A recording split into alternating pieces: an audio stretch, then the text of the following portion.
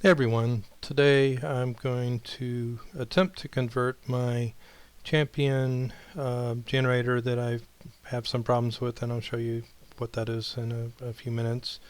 Convert it to run off of either natural gas or liquid propane. I found this nice carb kit online for only $30. It converts basically to tri-fuel. It runs off of natural gas, liquid propane, or gasoline with this kit. So in this video I'm going to be showing you how to do that. So this is my generator. It's a Champion 4000 peak watts, 3500 running watts. Nothing real fancy. It's got one 240 output and two 110 outputs. The 110 outlet on the left is a RV connection. Has two 15 amp fuses. I'm assuming one for each leg of the 110 that makes up the 240. Nothing real fancy here. I see a whole bunch of different brands that basically look exactly like this Champion engine and everything. This is a 196 cc overhead cam engine. So if you want to know what prompted me to do this, basically we have a hurricane headed our way. Been a number of years since I'd used the generator. It had been stored in basically in a barn on a dirt floor, and really wasn't put into storage mode before it was set out there, and it had been there for, I don't know, 3 to 4 years, maybe 4.5 years. So when I went to open the gas tank, which still had gas in it, I discovered that the inside of the gas cap had rusted severely, and obviously a lot of corrosion inside the gas tank. I'm not sure whether the gas tank is usable or not. And then like I said, I found this carburetor kit. I'm sure the standard carburetor that's on there is very clogged up with all the rust and the bad gas that has sat in it for, you know, the 3 to 4 years that it's been out there. So basically it's a real nice carburetor, very similar to the one that's on there. It has the regulator on the side. This is a purge valve that you push in, and there's a on-off switch, which no directions with any of this. It's very just pretty much the part, and you have to figure out how to deal with it. So here's the inlet for the either natural gas or liquid propane, and then there's this valve down here, so when you switch from gasoline to natural gas or liquid propane, you have to make sure that the carburetor float bowl is drained. So this valve here will allow you to drain the gas from the float bowl. Only markings I could find on this gas switch up here. This one's a little different than the ones that I saw other people using online. There was on theirs, there was an off, an LP, and a natural gas setting. This one, the only markings I can find is there's a off symbol on the metal here and a on symbol at the top, and then this knob here rotates either direction 360 degrees, and there's no markings as to what you would point at off or on in order to make this work. So I guess that's going to be a trial and error.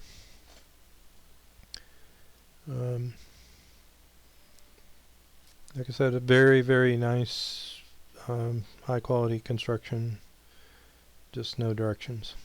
Also came with the choke lever and 2 gaskets. If you look at the kit that I actually bought, it was supposed to come with 3 gaskets.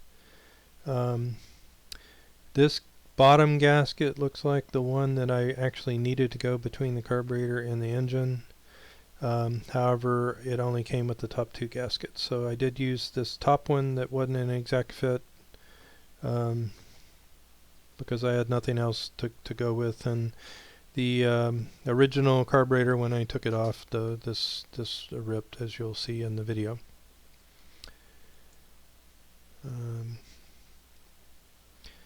So here I can show you that, you know, this, in addition to the rust in the gas tank, when you turn the flow valve off or on here, nothing comes out of the hose. So I didn't show it on this video, but I did take this out. There's a filter at the top, and that filter is just totally gummed up with a combination of rust and some kind of real sticky, gooey stuff. So nothing's going to flow through here. I'm assuming that the carburetor is probably messed up too. I did not attempt to run this on gasoline because of the gas tank being as messed up as it is. So you can see, you know, I tried it both directions. No gas came out, even though the gas tank has a pretty good bit of liquid in there. So next steps, you know, I wanted to do was to get this gas tank out of the way. Not even sure I'm going to be able to use it. It's not really going to be necessary with the kit to have the gas tank on there if, you know, I'm running from natural gas or liquid propane. So on this model, to do it, you have to remove this crossbar on the end of the generator. You do that by, there's 2 bolts, one on each end. You can see them there. And then the gas tank itself has a bolt, 2 bolts on this end that actually bolt into this crossbar. And on the other end of the gas tank, there's 2 more that bolts into the main frame, which you can see here and there. So I removed all of those 6 bolts, and then you're able to remove this crossbar and then slide the gas tank out from that side. You do have to remove the gas cap in order to clear the bar. And I apologize for my videography skills. I'm doing this one-handed with a cell phone in one hand and trying to do the work with the other hand. And so please bear with me.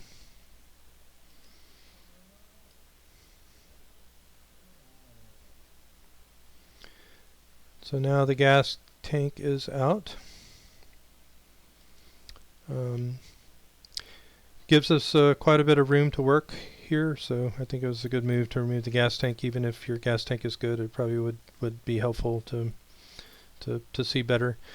I strongly recommend that as you disassemble things and you're able to screw the bolts back in where they're supposed to go, that way when you reassemble you don't come up with missing bolts. So I screwed in the back to this bar here. Originally I was going to put back on this end, but then decided that there again it might get in the way and it would be easier to work without that crossbar. So eventually I ended up taking the bar back off and then again putting the bolts all back into the holes where they came out of, so that I'll be able to find them when I reassemble. Again, doing this one-handed. I'm not as graceful as I could be. So here's the disassembly. First you got to remove the airbox cover with these 2 clips. There's one on the top and bottom. Remove the cover. And you'll see the air cleaner there, so I just removed the foam air cleaner, set it aside. There's 4 bolts that hold the next portion of the airbox on. You can use a Phillips screwdriver for those to remove them. Most everything in this conversion was done with a 10mm combination wrench, Phillips screwdriver, and a pair of needle nose pliers. So very easy project. So again, I like putting the bolts back in, where they came from, so that once we reassemble, we won't have anything missing. So the rear portion of the airbox bolts directly to the carburetor, and there's one brace on the bottom. You can see the bolt sticking through kind of in the bottom. This back part of the airbox just sits on the two studs for the carburetor, one on each side of the carburetor throat body. Again, 10 millimeter wrench is what's needed to disassemble all this.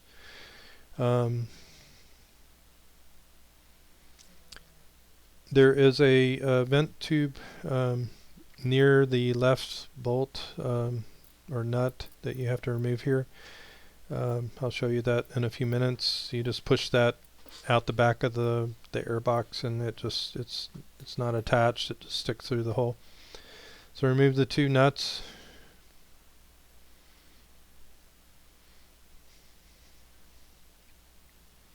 And this literally is holding the carburetor to the engine, these two nuts. Then on the back, as I mentioned, there's a stabilizer bar that comes from the frame over to the back. Again, 10 millimeter bolt. So remove that.